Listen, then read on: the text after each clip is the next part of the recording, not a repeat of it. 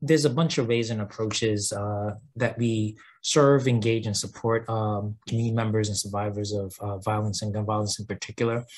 I think a few things that are really important for us is doing direct engagement.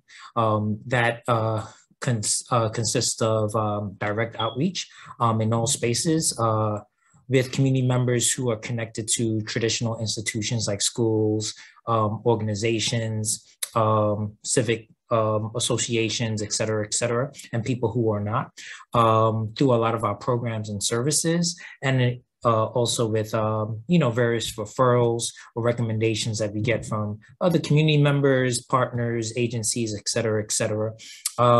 We know that there are some stigmas, and I call a healthy level of, what's the word? I'm losing the word here. I think my coffee is wearing out.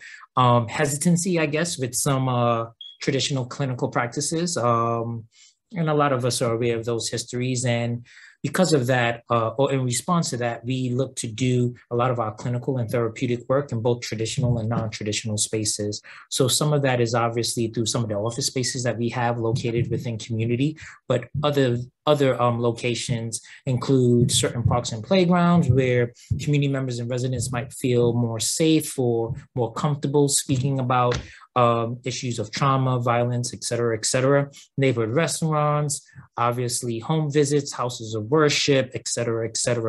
And some of the services that we provide are clearly, obviously, counseling, one-on-one counseling, therapeutic services, case management services to help provide, again, some of those wraparound services. And those include housing needs, education, workforce development supports, public health benefits. Other things that we also provide are, again, trauma-informed programming, because everyone that we work with, we use the word survivor very intentionally because we want to highlight the resiliency that people are already bringing to the table for the mere fact of coming to engage in any type of program, services, or connection. Some of those we have are based on gender-based groups, right? To create spaces where individuals, based on whatever gender they identify with, get a chance to unpack how violence, gun violence specifically, impacts them.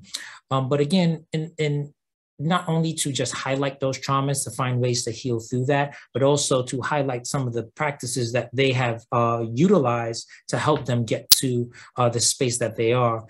Some of those also deals into other kind of multimedia modalities that we work.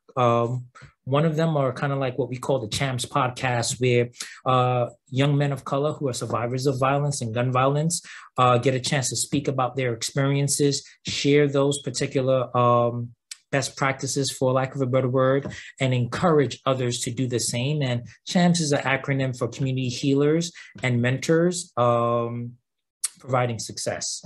And other things, not to be too long-winded, are support groups, again, for survivors of violence.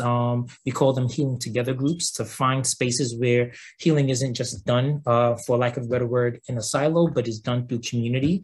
Because again, when we think about things of grief, loss, and tragedy, it usually has two particular outcomes. It can pull people apart or bring people together. And we try to focus on creating more opportunities for the latter. And then we do community-wide scale events, like annual nights of remembrance to recall loved ones that we lost, days to exhale to provide, those particular type of activities that still are rooted towards healing and grief, but highlighting some of the ways that we can build community, and Paving the Way conference, where we again try to continue the conversation and build a healing movement around positive ways that we can infuse practices of trauma-informed life, self-care, and also ways that we can communicate with each other. So in a nutshell, those are some of the things that we do, and works that we provide over in Brooklyn.